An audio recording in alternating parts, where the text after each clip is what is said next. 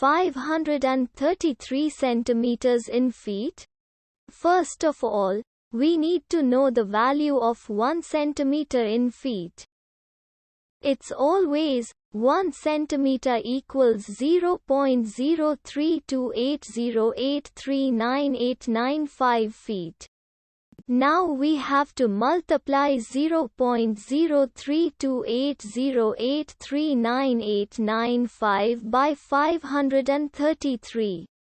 Therefore, 533 centimeters times 0.03280839895 feet equals 17.486876644035 feet.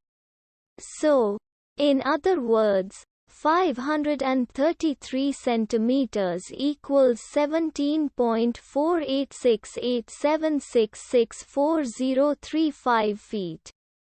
We hope you have enjoyed this video. Please like and subscribe to our channel for more videos like this.